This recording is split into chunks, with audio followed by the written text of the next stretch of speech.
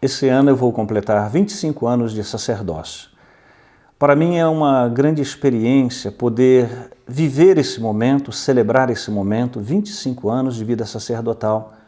Mas também existe uma história por trás que muitas vezes as pessoas, curiosa ou não, se perguntam como uma pessoa se decide a ser sacerdote. O que é uma vocação? O que é ser padre, afinal de contas? Desde a mais tenra infância, a minha família é muito religiosa, nós frequentávamos a igreja e um certo dia eu senti um desejo, para mim e para todos, muito estranho, de ser padre. Embora eu fosse tão pequeno, meus pais riram daquela situação, gostaram, mas para mim era algo muito sério. E um dia, numa missa, e logo após a missa havia um momento de adoração, eu estava na adoração e senti aquela emoção muito forte, eu não sei nem dizer o quê, e aquele desejo de ser sacerdote. E eu deixei a patena cair e o padre olhou furiosamente e eu fiquei meio apavorado e fui embora naquele momento mesmo, né? Eu era coroinha e aquele questionamento no meu coração nunca mais saiu. Aquela experiência daquele momento primeiro nunca mais saiu. Aquele desejo que brotou não sei como, e nem mesmo sei dizer porquê, ser padre. Só que o fato de querer ser padre gerou um pouco de confusão no ambiente. Na minha família todos riam, gozavam, brincavam comigo. No colégio virei um ponto de atração e de zombaria. Ninguém imaginava o que significava, afinal de contas, para mim, ser padre. E como era criança, eu tinha apenas 10, 11 anos, e manifestei esse desejo. Isso se tornou, num primeiro momento, muito custoso. Meu pai era absolutamente contra a ideia de eu ser padre. Minha mãe tolerava a ideia. E na igreja o padre, o vigário, ele soube desse fato e veio querer saber de mim o que era, afinal de contas, e eu contei a ele o meu desejo de ser padre. E naquele ano apareceram vários seminaristas lá na paróquia, eu nunca tinha ouvido falar nada disso, de seminário, nada disso. E lá eu comecei a observar e a sentir aquele desejo de ir para o seminário. Minha mãe era uma pessoa que fazia encontros e o seminário era um ponto de encontros do apostolado da oração, da congregação mariana, Legião de Maria, aqueles movimentos dos quais ela participava. E ela começou a querer depor contra aquela situação, mostrando toda a dificuldade que seria ser padre. Mas eu estava decidido, dentro de mim existia uma alegria inexplicável quando se falava em ser padre. Eu não sabia o que era ou por que era, mas eu sentia esse agir de Deus na minha vida. E eu fui para o seminário com 11 anos de idade. Eu sei que hoje, quando nós falamos isso, 11 anos de idade, muitas pessoas se assustam. Mas naquele tempo era uma coisa comum que as crianças, né, nessa faixa etária entrassem no seminário. Essa era a faixa etária mesmo de se entrar no seminário. E quando eu entrei no seminário, a única coisa que eu pensava era, meu Deus, precisam-se de 14 anos para ser padre, né? 14 anos, será que eu vou aguentar? Será que eu vou suportar? E o seminário tem uma rotina, né, muito difícil, de horários, de disciplina, muita exigência nos estudos, muitas situações também que às vezes complicam a vida da gente, seja a família que não queria, seja mesmo dentro do seminário, algumas situações. O fato é que eu entrei no seminário de Niterói, o seminário São José de Niterói, e lá permaneci durante 10 anos, até o primeiro ano da filosofia. E durante esses 10 anos eu sempre fui muito feliz naquilo que fazia. Mas houveram alguns problemas no seminário e, por esses problemas, eu acabei saindo do seminário no primeiro ano de filosofia. Fiquei um tempo fora do seminário, voltei para minha casa, para minha família, mas o desejo de ser padre nunca me deixou. Eu trabalhava em Itaipu com o padre João Sopisky, na época lá em Itaipu, e lá ele me motivava a continuar no caminho do sacerdócio, oferecendo até outras possibilidades, mas eu continuei estudando também para continuar no caminho do sacerdócio. Estudava no Mosteiro de São Bento e lá recebia a orientação adequada. E estudava com a comunidade também de Petrópolis, os seminaristas de Petrópolis que estudavam lá, e lá conhecendo O diretor espiritual, o meu diretor espiritual, Monsenhor Guedes, me orientou a vir para o seminário de Petrópolis. Eu vim para o seminário de Petrópolis não pela diocese de Petrópolis, mas pela diocese de Niterói. Eu não me desvinculei da diocese de Niterói. Depois o Monsenhor Jorge, que era o reitor, sugeriu que eu ficasse na diocese de Petrópolis, como assim aconteceu. E durante esse tempo de formação, sempre foram momentos assim muito alegres, né, felizes, mas também difíceis, né, porque o estudo sempre requer da gente sacrifícios. São sacrifícios que a gente sabe que todos fazem, necessário a todos. Não é algo especial ou demasiado para mim ou para qualquer pessoa. Mas o grande questionamento que sempre se faz na vida da gente, afinal de contas, o que te motivou a ser padre? Eu acho que a motivação que me levou a ser padre e leva a qualquer um a buscar o caminho do sacerdócio é a experiência de Deus. Quando Deus toca no coração da gente, tudo se torna tão pequeno, que não há outro desejo dentro da gente senão esse, ser padre. Nós reconhecemos nossas limitações, nossos pecados, nossas fraquezas, nossas incapacidades. Nós reconhecemos aquilo que é um direito natural. Eu poderia me casar, eu poderia constituir uma família, eu reconheço isso. Mas o amor que arde dentro da gente é maior. E me leva a, não vou dizer renunciar, me leva a escolher o amor maior, o amor primeiro. Eu não renunciei a uma família, eu não renunciei a um casamento. Não, eu abracei Deus, eu escolhi a causa do reino. Eu não sabia o que estava escolhendo quando escolhi o caminho do sacerdócio. Eu não sabia o que viria pela frente, eu não sabia quais seriam os tipos de trabalhos que eu enfrentaria. Eu não sabia. Simplesmente amei, simplesmente fui amado, simplesmente escolhi o caminho de Deus.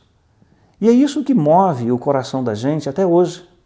Essas angústias, essas dúvidas, esses questionamentos que sempre vêm naturalmente e nós enfrentamos isso com garbo, com alegria. Problemas, dificuldades, todos têm.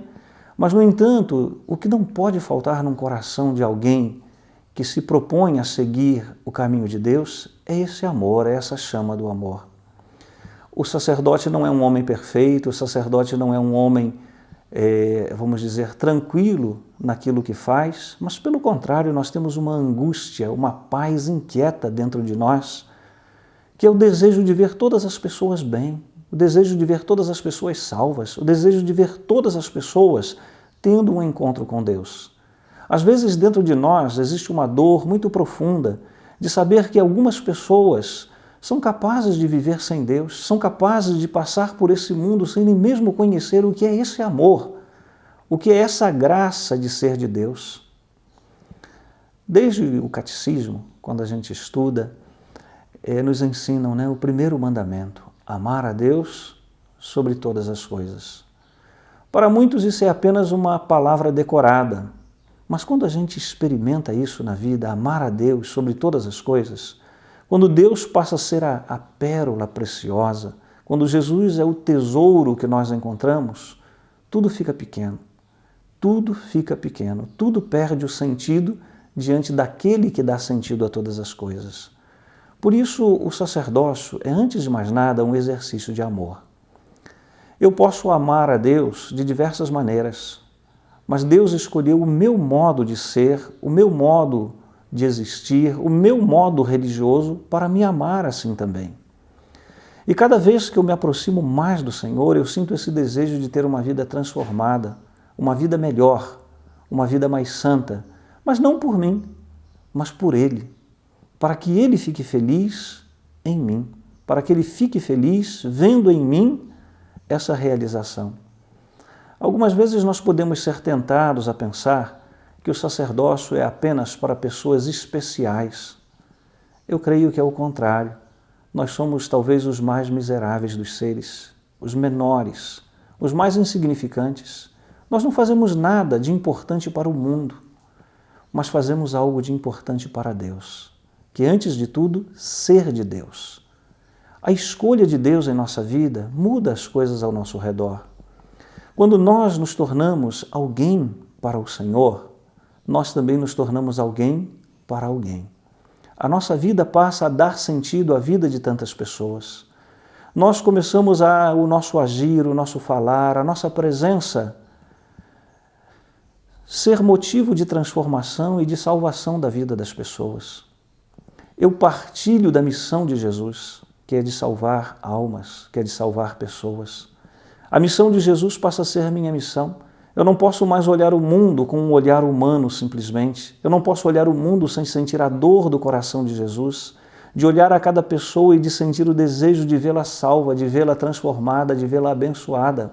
Eu não posso mais olhar para as coisas que olho sem sentir aquilo que Jesus sentiu. Olha, parecem ovelhas sem pastor, dizia Jesus. Olhava para as pessoas no seu sofrimento, na sua dor, naquilo que tinham e percebia que ali existiam ovelhas que não tinham pastores. Nós olhamos o mundo hoje com a mesma dor. Olhamos pessoas que se perdem, pessoas que se prostituem, pessoas que passam por esse mundo destruindo a sua própria história e a vida. Mas isso causa ao nosso coração de pastor uma grande dor, porque eles não conhecem o caminho da verdade, o caminho do amor. E é nesse ponto que a nossa vida passa a ter sentido. É nesse ponto que a nossa vida passa a ter valor. Embora eu não seja grandes coisas aos olhos do mundo, não vale a nada, mas aos olhos de Deus eu posso ser instrumento de acolher, de abençoar, de levar a presença de Deus. As minhas mãos que foram consagradas passam a ser mãos que abençoam. As minhas palavras passam a ser palavras que curam, palavras que renovam, palavras que promovem, palavras que elevam, palavras que dignificam a vida das pessoas. Muitas pessoas olham para nós às vezes como uns coitados. Não, nós somos bem-aventurados, somos felizes, porque escolhemos o melhor, escolhemos tudo, escolhemos Deus. Nós somos ambiciosos, temos uma ambição. A nossa ambição não são de coisas, não é daquilo que passa. Nós escolhemos o eterno, escolhemos o valor maior. E para isso eu empatei a minha vida, eu arrisquei a minha vida. Eu tenho certeza daquilo que fiz. Eu escolhi a Deus. Ele é fiel. A minha fidelidade depende da dele. A dele não depende da minha. Ele é fiel, ele me escolheu, ele me chamou. Eu só preciso ter a preocupação de estar pronto e sempre pronto para realizar a vontade dele. Nem sempre é fácil nós realizarmos a vontade de Deus na nossa vida, porque Deus não nos dá um manual pronto. Cada dia é uma novidade, cada dia é uma história, cada dia é um acontecimento, cada dia é um novo caminho que se abre, é uma aventura viver em Deus, porque os caminhos se fazem na medida que nós caminhamos. Nós sabemos qual é a vontade dele para nós, mas, no entanto, ele apresenta caminhos novos a cada dia. A vida no sacerdócio é uma graça muito grande. É a graça de você poder experimentar o coração do pastor, o coração de Jesus. De sentir com o outro a sua dor, de sonhar com o outro os seus sonhos, de se alegrar com as vitórias na vida de cada pessoa. É o momento em que você se sente também responsável pela vida do outro, muito embora não seja dono, muito embora não seja parente, muito embora não tenha vínculo nenhum, senão o desejo espiritual de ver o outro santificado, de ver o outro transformado. É ter o coração de Jesus batendo dentro de nós, doendo quando vemos alguém que sofre, sofrendo quando vemos alguém passando necessidade, sentindo dentro de nós pulsar o desejo de Jesus, de ver aquela vida abençoada, de ver aquela vida plena. Quem é que sofre que nós não sofremos juntos? Quem é que se perde que nós não nos sentimos responsáveis? Quem é que passa por essa vida sem conhecer a Deus, que não grite dentro de nós a nossa responsabilidade de não termos sido sinal, de termos sido sal, de termos sido luz? Mas muitas vezes pesa também essa responsabilidade, o peso do mundo cai sobre os nossos ombros. É por isso que nós precisamos também ter uma vida dedicada aos pés do Mestre. O coração sacerdotal é o coração que ouve a Deus, é o coração que busca estar na presença de Deus. Eu preciso muitas vezes, não é uma ou outra, não, é muitas vezes estar na presença de Deus. Pode ser no silêncio, pode ser nas celebrações, pode ser no momento pessoal de oração, em qualquer lugar. Deus não é mais alguém a quem eu peço licença para entrar em sua casa. É alguém que invadiu a minha vida com a minha permissão. Eu já não vivo para mim, Ele vive em mim. Eu já não vivo querendo o que eu quero o que Ele quer para mim. É muito difícil, às vezes, nós entendermos isso, porque as nossas pretensões passam por coisas materiais e nós, às vezes, estamos presos. Somos prisioneiros das situações, das emoções da nossa vida, das situações pelas quais nós vivemos. Mas quando Deus passa a dar sentido à nossa vida, tudo passa a ser belo. Eu posso sofrer até com alegria. Eu posso viver momentos difíceis, mas sabendo por que estou vivendo. Eu posso até não entender por que estou passando determinadas situações, mas eu quero passar por elas, porque eu sei que essa é a vontade do meu Deus.